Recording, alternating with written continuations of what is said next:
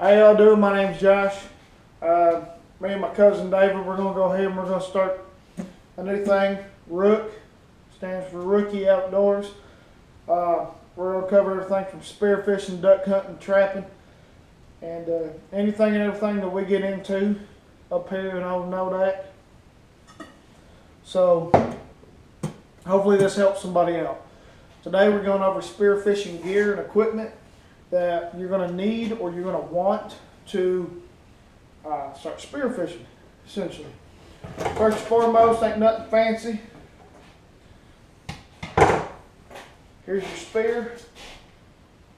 You need something with good barbs on it, good flesh grabbers, as we like to call them.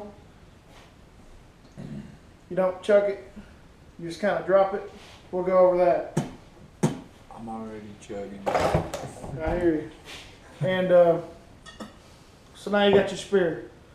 Now your shanty, we'll go over shanties later. I'm kind of limited on the room here. And I like to get all the shanties together and get them out and go one by one. Another video. So how are you going to get through? You've got your auger. Now you can overlap your holes with your auger. You can punch 10 holes beside, and then you go 3 down. You can do that. You can overlap the holes. My method, I like to drill 1 auger hole. But right now, with what everybody's calling El Nino, we haven't had a harsh winter. I think the coldest has been -28. Not very cold for old Nodak.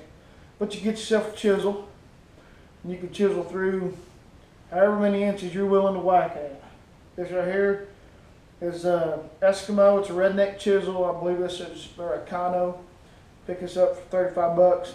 I picked that spear up for 60, 65, something like that. So you've got your spear, you've got your shack, you've chiseled through the ice, you've drilled 1 hole with your auger. Now what do you do? People refer to ice saws. This is what they're referring to. Nice, compact. Well, how the hell do I use that, Josh? You go ahead and you open her up, and you twist that wing nut right there, locks it into place.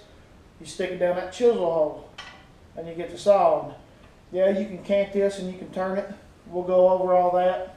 What angles you should do it at and what angles you shouldn't do it at. It'll be more in depth than just quick overview. So now you've went ahead and you've cut your hole. Now you got this big ice chunk. You take it. You can take this right here, and you can push that ice chunk down below the ice and away from you with your chisel. Or you can take a pair of this. They've got ice tongs. Pick these up 35 bucks. They open up, they close.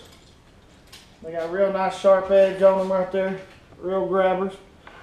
Stick it in there, it'll grab that ice. You give it a good pull, sink it down in that ice, and you pull it out. There's your 2 options on how to get your block out, how to clear it out.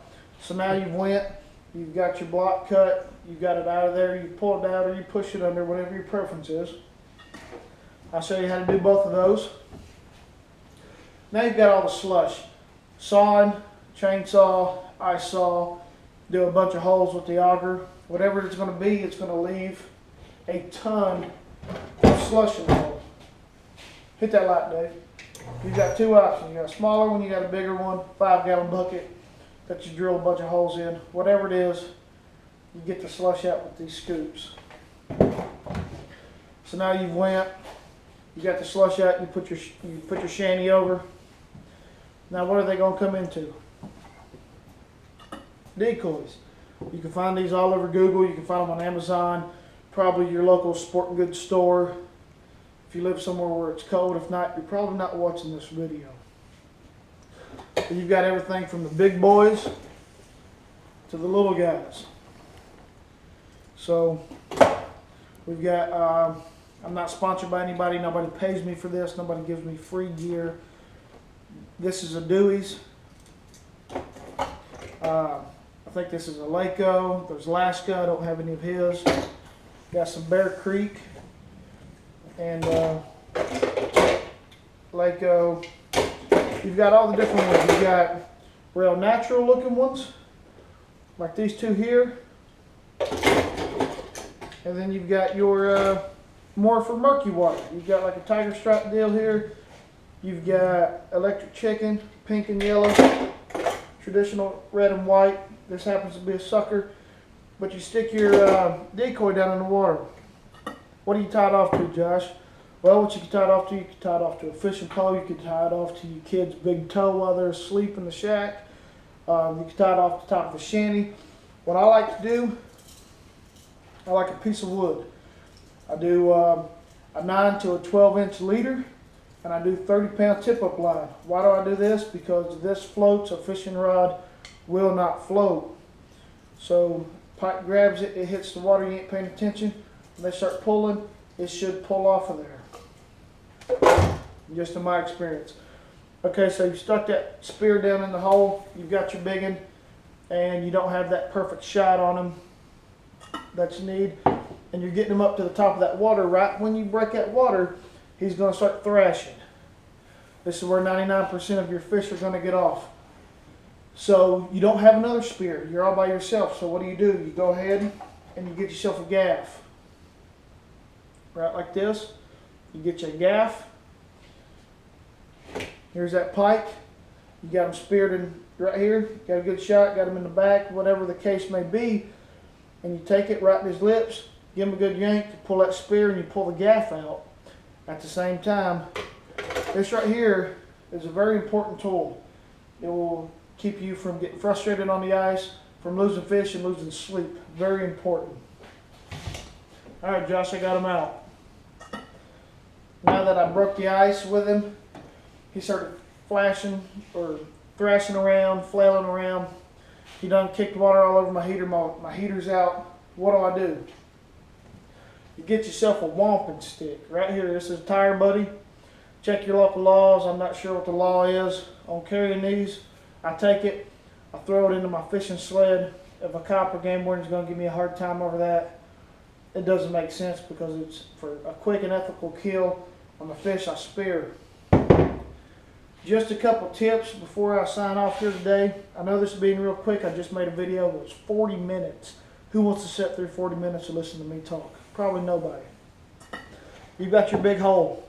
You're not spearing in a wood shack. You don't have a floor. You're going to want to get yourself some ice cleats. We're going to go over tips, tricks, and things I've learned through trial and error and what works for me here in North Dakota in the lakes that I spear. I'll show you guys some spots. I'm not really, if you're willing to put the work in, whatever. Cleats, safety. You don't want to fall in that hole. Like I said, 6x3, 3x3. Some guys do 3x2. 6 days ago, I fell in a hole that was unmarked. These didn't save me, but it's something to keep you from sliding into your own hole while you're in the shanty and nobody's there to see you. Gloves. When you toss that spear, hit that light, Dave. When you toss that spear, it's going to get real cold. No matter what the temperature in the shack is, it's going to be cold. The water is cold. You guys know that. Pair of gloves. Keep some gloves on standby. That way, when you grab that spear, your hand don't freeze to it. Let's see. Last but not least, what do I sit on? Do I stand the whole time? No. Get you a 5-gallon bucket. My buddy gave me this. It's a chair. The folding chairs work. The chairs you take to your kids' softball game would work. What is it? Show 'em a fish, man. We'll bring one over here. So these chairs, because you're going to want to be right up on that ice, and that's where the cleats come in handy. You get your chair like this, 5-gallon bucket. Hey, it'll work. Whatever you can sit on will work. Got a little dink today, nice little eater. It ain't much, just to show you. I kind of know what I'm talking about. I've had pretty successful seasons. Not trying to be cocky. I don't want to come off that way. I'm doing this just to help somebody out. I'm doing this real quick, keep your attention, show you if you're reading these forums or anything like that, and people are talking about this or that or calling it different things, so that you know what you're looking for. Maybe you can type it into Google a little bit different than what they're telling you. We'll go over Shanny's. I should get some more footage tomorrow. I'll go over some tips and tricks. I'm going to be spearing with an older gentleman in the morning. So stay tuned. I hope this helps you. And this is Joshua Blevins from Rook Outdoors signing off. Support your local law enforcement, support the military, your fire department, and your EMS service. Take a kid fishing. It could change your lives. Y'all be safe out there.